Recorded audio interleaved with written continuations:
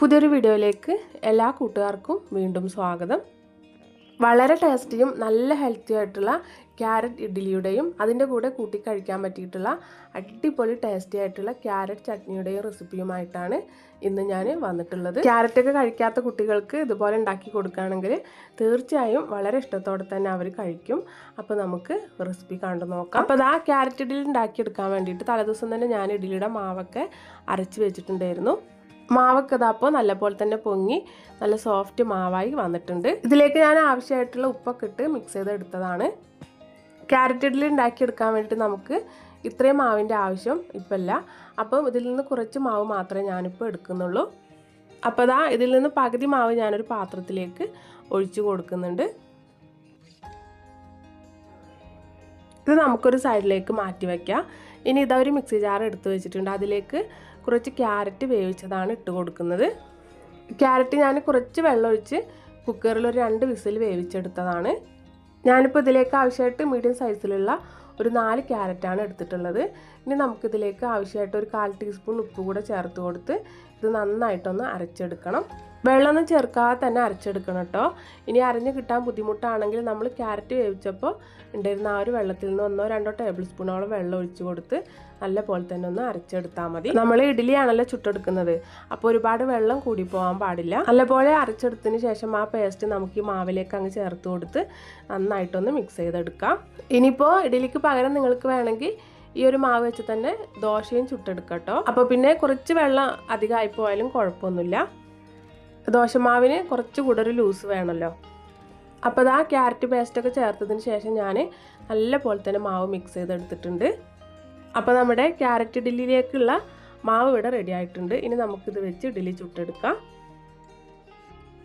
അതിനായിട്ട് ഞാനിവിടെ ഇഡ്ഡലി ചെമ്പിലേക്ക് വെള്ളമൊക്കെ തിളപ്പിക്കാൻ വേണ്ടി വെച്ച് കൊടുത്ത് അതിലേക്ക് ഇഡ്ഡലി തട്ടൊക്കെ വെച്ച് കൊടുത്ത് കുറച്ച് ഓയിലൊക്കെ തടവി കൊടുത്തിട്ടുണ്ടായിരുന്നു.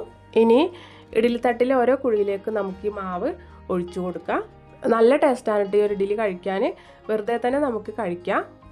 ക്യാരറ്റിൻ്റെ ആ ഒരു ചുവയൊന്നും അറിയുന്നേ ഇല്ല. എന്നാൽ പ്രത്യേക ഒരു ഫ്ലേവറും ടേസ്റ്റൊക്കെ ഉണ്ട് താനും. അപ്പോൾ 2 തട്ടിലേക്ക് മാവൊക്കെ ഒഴിച്ചു കൊടുത്തതിന് ശേഷം നമുക്കിത് മൂടി വെച്ച് വേവിച്ചെടുക്കാം. ഇഡ്ഡലി വെന്ത് വരുന്ന ആ ഒരു സമയം കൊണ്ട് നമുക്ക് ക്യാരറ്റ് ചട്നി തയ്യാറാക്കിയെടുക്കാം. അതിനായിട്ട് ഒരു ചീനച്ചട്ടി ഗ്യാസ് അടുപ്പിലേക്ക് വെച്ച് കൊടുത്ത് അതിലേക്ക് ഒരു ടേബിൾ സ്പൂണോളം വെളിച്ചെണ്ണയാണ് ഒഴിച്ചു കൊടുത്തിട്ടുള്ളത്. അതിലേക്ക് ചെറിയൊരു ഫ്ലേവറിന് വേണ്ടിയിട്ട് 2 അല്ലി വെളുത്തുള്ളിയും ചെറിയ 2 കഷ്ണം ഇഞ്ചിയും ചേർത്ത് കൊടുത്തൊന്ന് മൂപ്പിച്ചെടുക്കും. അതിനുശേഷം പിന്നെ ചെറിയുള്ളിയാണ് ഞാൻ ചേർത്ത് കൊടുത്തിട്ടുള്ളത്. ഞാനൊരു 4 അല്ലി ചെറിയുള്ളിയാണ് എടുത്തിട്ടുള്ളത്. ചെറിയുള്ളി കുറച്ച് വലിയ സൈസ് ആയതുകൊണ്ട് ഒന്ന് കട്ട് ചെയ്ത് എടുത്തിട്ടുണ്ട്. ചെറിയുള്ളിക്ക് പകരം ഒരു സവാളയുടെ പകുതിയാണെങ്കിലും ചേർത്ത് കൊടുത്താൽ മതി. ഇനി നമുക്കിതിലേക്ക് ക്യാരറ്റ് ചേർത്ത് കൊടുക്കാം. ഇതിലേക്ക് ഞാനൊരു 3 ക്യാരറ്റാണ് ചേർത്ത് കൊടുത്തിട്ടുള്ളത്. മീഡിയം സൈസിലുള്ളതാണ്. അതൊന്ന് കട്ട് ചെയ്ത് ചേർത്ത് കൊടുത്തിട്ടുണ്ട്. ഒന്ന് വഴറ്റിയെടുത്ത ശേഷം പിന്നെ നമുക്കിതിലേക്ക് ഒരു തക്കാളി കൂടെ കട്ട് ചെയ്ത് ചേർത്ത് കൊടുക്കാം. ഇനി എരിവിനായിട്ട് ഞാനിതിലേക്ക് ഒരു പച്ചമുളക് മാത്രമേ എടുത്തിട്ടുള്ളൂ. കുട്ടികൾക്കൊക്കെ കഴിക്കാൻ കൊടുക്കാനുള്ളത് കൊണ്ട് എരിവ് കൂടിപ്പോണ്ട. ഇനിയിപ്പോൾ കൂടുതൽ എരിവ് വേണമെന്നുള്ളവർക്ക് അതിനനുസരിച്ചുള്ള പച്ചമുളകൊക്കെ കൂട്ടിയെടുക്കാം. ഒരു തണ്ട് കറിവേപ്പില കൂടെ ചേർത്ത് കൊടുത്തതിന് ശേഷം പിന്നെ ഇതിലേക്ക് നല്ലൊരു ടേസ്റ്റിന് വേണ്ടിയിട്ട് ഒരു 3-4 അണ്ടിപ്പരിപ്പ് ചേർത്ത് കൊടുക്കുന്നുണ്ട്.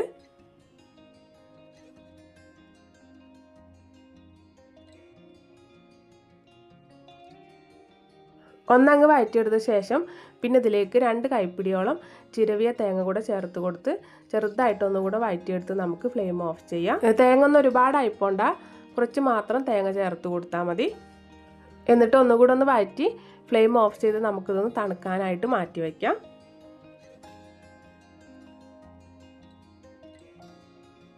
അപ്പോൾ ആ ഒരു സമയം കൊണ്ട് നമ്മുടെ ഇഡ്ഡലിയൊക്കെ വെന്ത് ഞാൻ അടുപ്പിൽ നിന്നൊക്കെ വാങ്ങി വെച്ചിട്ടുണ്ടായിരുന്നു.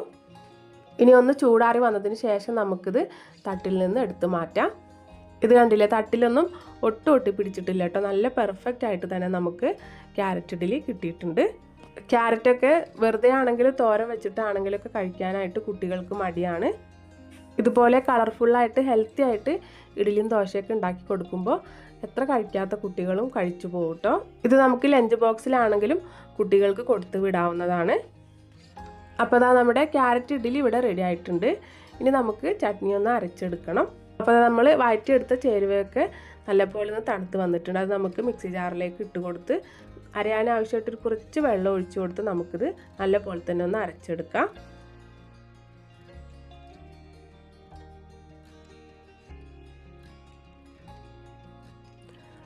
അരച്ചെടുത്ത ചട്നി നമുക്കൊരു ബൗളിലേക്ക് മാറ്റി കൊടുക്കാം. അതിനുശേഷം ചെറിയൊരു വറവ് കൂടെ നമുക്കിതിലേക്ക് ചേർത്ത് കൊടുക്കാം. 1 ടേബിൾ സ്പൂൺ വെളിച്ചെണ്ണ ഒഴിച്ച് കടുകും കറിവേപ്പിലയും ഇട്ട് പൊട്ടിച്ചെടുത്ത് നമുക്ക് ഈ ചട്നിയിലേക്ക് ഒഴിച്ചു കൊടുത്ത് നന്നായിട്ടൊന്ന് മിക്സ് ചെയ്തെടുക്കാം.